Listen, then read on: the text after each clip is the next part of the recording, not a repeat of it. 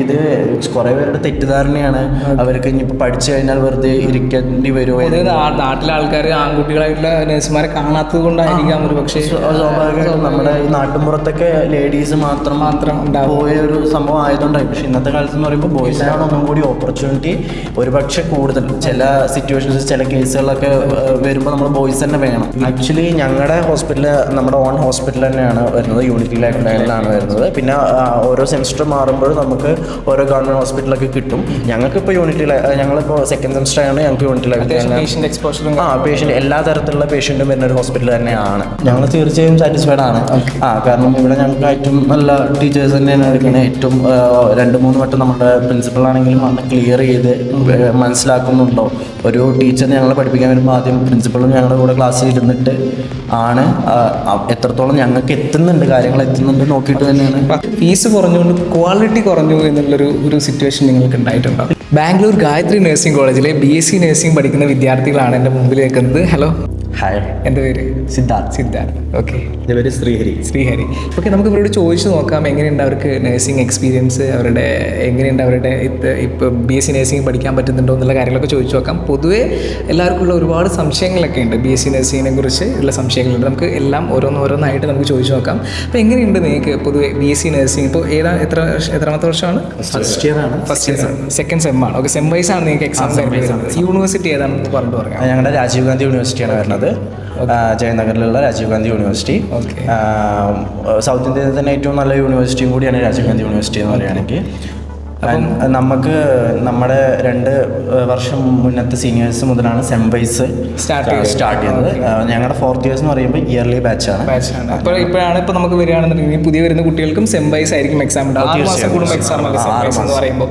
Okay, അപ്പം സിലബസും വ്യത്യാസം ഉണ്ടാവും. 6 മാസത്തിന് കുറച്ച് സിലബസും 6 മാസത്തിന് വേറെ സിലബസും ആയിരിക്കും ഉണ്ടാവും. അതിനുശേഷമുള്ള എക്സാമും ആയിരിക്കും ഉണ്ടാവും. അപ്പോൾ പൊതുവേ നഴ്സിംഗ് ഒരു ആവറേജ് സ്റ്റുഡൻറ്റിന് പഠിച്ച് പാസ്സാകാൻ പറ്റുന്ന ഒരു മേഖലയാണോ, ഒരു കോഴ്സാണോ, എങ്ങനെയാണ് ഒന്ന് പറഞ്ഞു കൊടുക്കാം? തീർച്ചയായും പഠിച്ച ആവറേജ് സ്റ്റുഡൻ്റ് ആണ്. ഓക്കെ, അത്ര വലിയൊരു എല്ലാവരും ഒരു ആവറേജ് സ്റ്റുഡൻസ് തന്നെയാണ് ഞാനും. അപ്പോൾ ഈസി ആയിട്ട് പഠിച്ച് പാസ്സാകാൻ പറ്റുന്നത് ഒരു പ്രോപ്പറായിട്ടുള്ള നമ്മൾ വെടില്ലാണ്ട് ഉഴപ്പി നടക്കാണ്ട് പ്രോപ്പറായിട്ടൊരു കോൺസെൻട്രേറ്റ് ചെയ്ത് പഠിച്ചു കഴിഞ്ഞാൽ ഈസി ആയിട്ട് പാസ് ഔട്ട് ചെയ്യാൻ പറ്റുന്ന ഒരു കാര്യം തന്നെയാണ്. പിന്നെ മറ്റൊരു കാര്യം എന്താണെന്ന് വെച്ച് കഴിഞ്ഞാൽ പൊതുവേ +2 പഠിച്ച ഒരു സയൻസോ അല്ലെങ്കിൽ +2 പഠിച്ചിട്ടുള്ളൊരു കാര്യങ്ങളോ അല്ല നമ്മളിവിടെ വന്നിട്ട് പഠിക്കുന്നത്. പൊതുവേ പല കുട്ടികൾക്കും അറിയില്ല. സയൻസ് പഠിച്ച കുട്ടികൾക്കാണെന്നുണ്ടെങ്കിൽ സംശയം ഉണ്ടാകുന്നതാണ്, എന്താണ് ഞാൻ നെക്സ്റ്റ് പഠിക്കേണ്ടി വരിക, ഒരുപാട് മെഡിക്കൽ ടേംസും കാര്യങ്ങളും ഉണ്ടാവും, എനിക്ക് പഠിക്കാൻ പറ്റുമോ, എനിക്ക് ഇത് മുന്നോട്ട് കൊണ്ടുപോകാൻ പറ്റുമോ, ഇപ്പം +2 കെമിസ്ട്രി, ഇപ്പോൾ ഇവിടെ കെമിസ്ട്രിയും കാര്യങ്ങളൊക്കെ ഉണ്ടാവും. സെക്കൻഡ് സെമ്മിൽ ബയോ കെമിസ്ട്രി ആയിട്ടുള്ളൂ. പക്ഷെ നമ്മുടെ +2 പഠിച്ച പോലെ എലാബറേറ്റ് ചെയ്ത് അതുമായി ഇതെന്ന് പറയുമ്പോൾ ബോഡിയായി റിലേറ്റ് ചെയ്ത ബയോ കെമിസ്ട്രിയാണ്. ഓക്കെ, സോ അങ്ങനെ തന്നെ വേറെ എന്തൊക്കെ കോഴ്സ് സബ്ജക്റ്റുകളാണ് ഇതിനകത്ത് വരുന്നത്? ഇതിൽ ആക്ച്വലി ഫസ്റ്റ് സെമിസ്റ്ററിൽ പറയുകയാണെങ്കിൽ anatomy, physiology, psychology, sociology, nursing moderation 1. പക്ഷേ നഴ്സിംഗ് മോഡറേഷൻ 1ന്റെ എക്സാം നമുക്ക് സെക്കൻഡ് സെമിസ്റ്ററിൽ വരുള്ളൂ. ഫസ്റ്റ് സെമിസ്റ്ററിലെ എക്സാം വരുമ്പോൾ anatomy, physiology, psychology, sociology. Just ഒന്ന് ബ്രീഫായിട്ട് പറയാമോ, എന്താണ് അനാട്ടമി എന്ന് പറയുമ്പോൾ നമ്മുടെ ഈ ബോഡിയിലുള്ള ഓർഗൻസ്, നമ്മുടെ അങ്ങനത്തെ കാര്യങ്ങൾ. സയൻസിന് തന്നെ ജസ്റ്റ് ഒന്ന് സ്പ്ലിറ്റ് ചെയ്ത് വെച്ചിരിക്കുന്ന സബ്ജക്റ്റുകളാണ് അനാട്ടമി, ഫിസിയോളജി. അനാട്ടമിക്കലി എന്ന് പറയുമ്പോൾ നമ്മൾ ആ സ്ട്രക്ചർ മാത്രം. ഫിസിയോളജി എന്ന് പറയുമ്പോൾ ഈ പഠിച്ച സ്ട്രക്ചറിന്റെ ഫങ്ഷൻസ് ആണ് നമ്മൾ അതിൽ പഠിക്കുന്നത്. സൈക്കോളജി എന്ന് പറയുമ്പോൾ നമ്മുടെ മെന്റൽ ഹെൽത്ത്, നമ്മുടെ ബിഹേവിയർ, ഇന്ററാക്ഷൻസ്, അതൊക്കെയാണ് നമ്മൾ സൈക്കോളജിയിൽ പഠിക്കുന്നത്. സോഷ്യോളജി എന്ന് പറയുമ്പോൾ നമ്മൾ നമ്മുടെ സൊസൈറ്റി ഈ പോസ്റ്റിങ്സും കാര്യങ്ങളൊക്കെ എത്രാമത്തെ സെം മുതലാണ് സ്റ്റാർട്ട് ചെയ്യുന്നത്? നമുക്ക് ആക്ച്വലി എല്ലാ സെമ്മിലും പോസ്റ്റിങ്സ് ഉണ്ട്. ഇന്നിപ്പോൾ ഞങ്ങൾക്ക് സെക്കൻഡ് സെമിസ്റ്ററിന്റെ പോസ്റ്റിംഗ് നടന്നുകൊണ്ടിരിക്കുകയാണ്. 1 month പോസ്റ്റിംഗ് ആണ്. 30 days 2 ഷിഫ്റ്റ് ആയിട്ടായിരിക്കും നടക്കുക. ഒരു ബാച്ചിന് 8 മണി to 2 മണി, അങ്ങനെയാണ് 2 to 8, അങ്ങനെ 2 ബാച്ചായിട്ടാണ് ഞങ്ങൾക്ക് നടന്നു പോകുന്നത്. പൊതുവെ മറ്റൊരു കൺഫ്യൂഷൻ ഉണ്ടാവാൻ സാധ്യതയുള്ളതാണ്, എന്തായിരിക്കും പോസ്റ്റിങ്സിൽ ഈ പേഷ്യൻസിനെ എന്തൊക്കെ കാര്യങ്ങളായിരിക്കും നമുക്ക് ചെയ്യേണ്ടി വരിക നഴ്സിങ്ങിനകത്ത് പോസ്റ്റിങ്സ് വരുന്ന സമയത്ത്? എവിടേക്കാണ് നമുക്ക് പോസ്റ്റിങ്സ് കിട്ടുന്നത്? ICUസിലാണോ, ലാബിലാണോ, എവിടെയാണ് നമുക്ക് പോസ്റ്റിങ്സ് പൊതുവെ കിട്ടുക? അതിനെക്കുറിച്ചൊന്ന് പറയാമോ? പോസ്റ്റിംഗ് എന്ന് പറയുമ്പോൾ ആക്ച്വലി നമുക്ക് 30 ദിവസം ഷെഡ്യൂൾ ചെയ്തിട്ടുണ്ടെങ്കിൽ 30 ദിവസവും നമുക്ക് റൊട്ടേറ്റ് ചെയ്ത് എല്ലാ സ്ഥലത്തും, അതായത് ഇപ്പോൾ ഓരോ വാർഡുകളിലായിക്കോട്ടെ, ICU ആയിക്കോട്ടെ, ഓപ്പറേഷൻ തിയേറ്റർ ആയിക്കോട്ടെ, അല്ലെങ്കിൽ എമർജൻസി കാഷ്വാലിറ്റി, അങ്ങനെ എല്ലാത്തിലും നമുക്ക് ഒരുപോലെ റൊട്ടേറ്റ് ചെയ്ത് 30 ദിവസം നമ്മൾ കവർ ചെയ്യും. ഷെഡ്യൂൾ ചെയ്തിട്ട് തന്നെയാണ് 2 ഷിഫ്റ്റും. ആദ്യത്തെ ഒരു ഷിഫ്റ്റിൽ നമ്മളൊരു സർക്കിളിൽ പോയി കഴിഞ്ഞാൽ രണ്ടാമത്തെ ഷിഫ്റ്റിൽ ആണെങ്കിലും അതേപോലെ സർക്കിൾ വരും. അതായത് നമ്മൾ കൃത്യം ഒരു ദിവസം മാത്രം ആയിരിക്കില്ല ഒരു സ്ഥലത്ത്. അതുകൊണ്ട് നമുക്ക് 2-3 ദിവസം ഉള്ളതുകൊണ്ട് നമുക്കൊന്നും കൂടി കൂടുതൽ അറിയാനുള്ള ഒരു ചാൻസസും വളരെ കൂടുതലാണ്. അപ്പോൾ അങ്ങനെയാണ് എല്ലാ പോസ്റ്റിംഗ് ഇപ്പോൾ സെക്കൻഡ് ഇയറിലോ അല്ലെങ്കിൽ ഒന്നുമില്ല, ഫസ്റ്റ് സെമ്മിലെ നമുക്ക് പോസ്റ്റിംഗ് അങ്ങനെ തന്നെയാണ് അവർ ഷെഡ്യൂൾ ചെയ്യുക. നൈറ്റ് ഡ്യൂട്ടീസ് കാര്യങ്ങളും ഉണ്ടാവും? നൈറ്റ് ഡ്യൂട്ടീസ് ആയിട്ടൊന്നുമില്ല. പകല് സാധാരണ ക്ലാസ് ടൈമിന്റെ ഹാഫ് ഡേ ക്ലാസ് അല്ല പോസ്റ്റിംഗ് ടൈമിൽ പോസ്റ്റിംഗ് മാത്രമേ ഉണ്ടാവുള്ളൂ. ക്ലാസ്സോ കാര്യങ്ങളോ പോസ്റ്റിംഗ്സ് മാത്രമേ ഉണ്ടാവും. അവർ ഒരു പക്കയായ പോർഷൻസ് എല്ലാം തീർത്തിട്ട് എന്നിട്ട് ആ പോർഷൻസ് റിലേറ്റ് ചെയ്തിട്ട് നമ്മളെ പോസ്റ്റിങ്ങിന് പോകും. ഈ പോസ്റ്റിങ്സിന്റെ സമയത്ത് നമുക്ക് അവിടെ വെച്ചിട്ട് എന്തെങ്കിലും ക്ലാസ്സോ കാര്യങ്ങളോ അല്ലെങ്കിൽ അവിടെ നിന്ന് നമുക്ക് കാര്യങ്ങൾ പറഞ്ഞു തരുന്ന സിറ്റുവേഷനോ എങ്ങനെ നമ്മൾ ജസ്റ്റ് അവിടെ പോയിട്ട് നമുക്ക് എന്തെങ്കിലും പറഞ്ഞു തരും ഇന്നത് ചെയ്യണം, നീ നിനക്ക് ഇങ്ങനെയാണ് ഡ്യൂട്ടി ഉള്ളത് എന്നിട്ട്? ആക്ച്വലി ഞങ്ങളുടെ ഹോസ്പിറ്റൽ നമ്മുടെ ഓൺ ഹോസ്പിറ്റൽ തന്നെയാണ് വരുന്നത്, യൂണിറ്റി ലൈഫ് ലൈനിലാണ് വരുന്നത്. പിന്നെ ഓരോ സെമിസ്റ്റർ മാറുമ്പോഴും നമുക്ക് ഓരോ ഗവൺമെൻറ് ഹോസ്പിറ്റലൊക്കെ കിട്ടും. ഞങ്ങൾക്കിപ്പോൾ ഞങ്ങളിപ്പോൾ സെക്കൻഡ് സെമിസ്റ്റർ ആണ്, ഞങ്ങൾക്ക് യൂണിറ്റി ലൈഫ് പേഷ്യൻ്റ് എല്ലാ തരത്തിലുള്ള പേഷ്യൻറ്റും വരുന്ന ഒരു ഹോസ്പിറ്റൽ തന്നെയാണ്. ആക്ച്വലി അവിടെ എന്ന് പറയുമ്പോൾ നമുക്കിപ്പോൾ ഡോക്ടേഴ്സ് ആണെങ്കിലും അവിടെയുള്ള നേഴ്സസ് ആണെങ്കിലും നമുക്ക് പ്രൊവൈഡ് ചെയ്യും. പിന്നെ നമ്മളെ ഗൈഡ് ചെയ്യാൻ വേണ്ടിയിട്ട് നമ്മുടെ ഇവിടെ നിന്നുള്ള നമ്മുടെ ലെക്ചേഴ്സും ഉണ്ടാവും.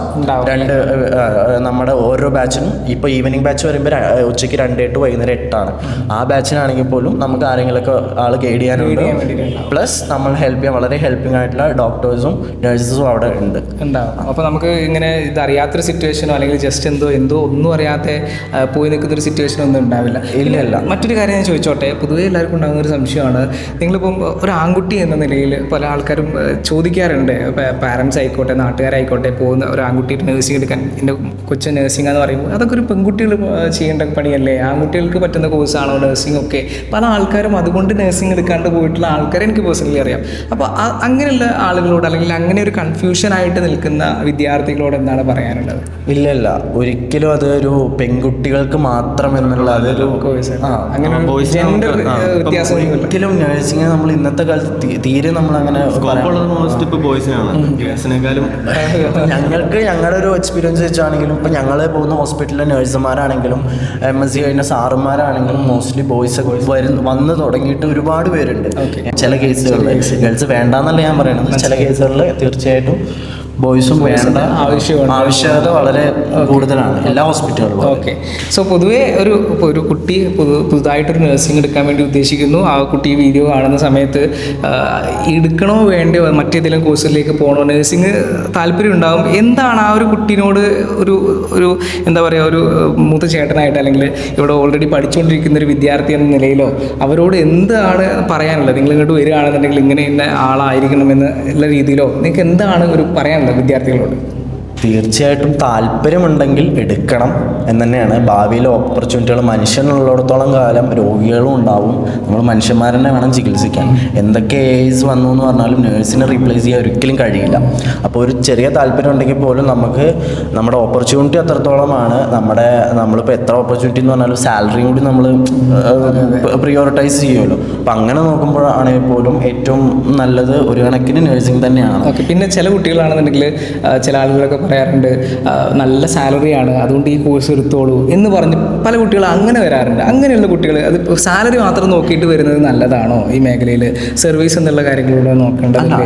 സർവീസ് നമ്മൾ തീർച്ചയായും നോക്കണം. കാരണം ഓരോ സിറ്റുവേഷൻസിൽ ഓരോ പേഷ്യൻസ് എങ്ങനെയാണ് നമ്മളെ അപ്രോച്ച് ചെയ്യണമെന്ന് നമുക്ക് അറിയാൻ പറ്റില്ല. ചിലപ്പോൾ നമുക്ക് മാനസികമായി അവരുടെ അടുത്ത് മിങ്കിൾ ചെയ്യാൻ വേണ്ടിയിട്ടുള്ളൊരു താല്പര്യമില്ലെങ്കിൽ ഈ കോഴ്സ് എടുത്ത് താല്പര്യം യാതൊരു കാര്യവുമില്ല. നമ്മളെന്തായാലും നമ്മൾ ചെയ്യുന്നൊരു ഏറ്റവും വലിയൊരു സർവീസ് തന്നെയാണ്. അപ്പോൾ നമ്മൾ ഇതിനോടൊരു ഇൻട്രസ്റ്റ് കൂടി ഉണ്ടെങ്കിൽ വന്നിട്ട് കാര്യമുള്ളൂ. ഇനിയിപ്പോൾ ഇൻട്രസ്റ്റ് ഇല്ലാത്തവർക്ക് MSc എന്നുള്ള ഒരു ടീച്ചിങ് മേഖലയ്ക്ക് പോകാനുള്ളവർക്ക് അങ്ങനെ ഓപ്പർച്യൂണിറ്റീസ് ഒരുപാട് ഇത് ചെയ്യുന്നുണ്ട്. PhD ലെവലിൽ അങ്ങനെ ഒരുപാട് ഓപ്പർച്യൂണിറ്റീസ് ഉണ്ട്. വെറും നേഴ്സ് വെറുതെ ഹോസ്പിറ്റലിൽ വർക്ക് ചെയ്യുക അങ്ങനെ മാത്രമല്ല. ഈ BSc കഴിഞ്ഞവരും GNM കഴിഞ്ഞവർക്കാണെങ്കിലും എല്ലാ മേഖലകളിലും ഒരുപോലെ ഓപ്പർച്യൂണിറ്റീസ് ഉണ്ട്. പൊതുവെ ഇപ്പം ഓവറോൾ ഗായത്രി എഡ്യൂക്കേഷണൽ അക്കാഡമിയിൽ നിങ്ങൾക്ക് പഠിപ്പിച്ചു തരുന്ന കാര്യങ്ങളൊക്കെ ഓക്കെ ആണോ? ടീച്ചേഴ്സും കാര്യങ്ങളൊക്കെ നല്ല രീതിയിൽ കാര്യങ്ങളൊക്കെ പ്രൊവൈഡ് ചെയ്യുന്നുണ്ടോ? ഹോസ്പിറ്റലൊക്കെ എങ്ങനെയാണ്? നിങ്ങൾക്ക് ഓക്കെ ആണോ? നിങ്ങൾ പൊതുവെ നഴ്സിംഗ് ഇവിടെ എടുത്തിൽ നിങ്ങൾ സാറ്റിസ്ഫൈഡ് ആണോ? ഞങ്ങൾ തീർച്ചയായും സാറ്റിസ്ഫൈഡ് ആണ്. കാരണം ഇവിടെ ഞങ്ങൾക്ക് ഏറ്റവും നല്ല ടീച്ചേഴ്സ് തന്നെയാണ് എടുക്കുന്നത്. ഏറ്റവും 2-3 വട്ടം നമ്മുടെ പ്രിൻസിപ്പളാണെങ്കിലും വന്ന് ക്ലിയർ ചെയ്ത് മനസ്സിലാക്കുന്നുണ്ടോ.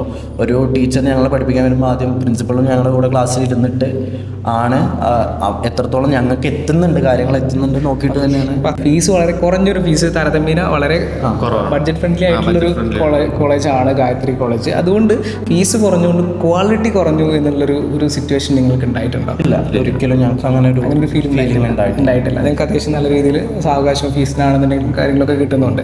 അപ്പം ഗായത്രിനെ കുറിച്ച് ഒരുപാട് കാര്യങ്ങളുണ്ട് ഇനിയും സംസാരിക്കാനും കേൾക്കാനും ഒക്കെ ആയിട്ട്. അപ്പോൾ നിങ്ങൾക്ക് എന്തെങ്കിലും സംശയങ്ങളോ കാര്യങ്ങളോ കൂടെ ഉണ്ടെന്നുണ്ടെങ്കിൽ കമൻറ്റിൽ അറിയിക്കാം. അതല്ലാന്നുണ്ടെങ്കിൽ നിങ്ങൾക്ക് താഴെ കൊടുത്തിരിക്കുന്ന നമ്പറിലും കോൺടാക്ട് ചെയ്യാം. അപ്പോൾ മറ്റൊരു വീഡിയോ ആയിട്ട് വീണ്ടും കാണാം.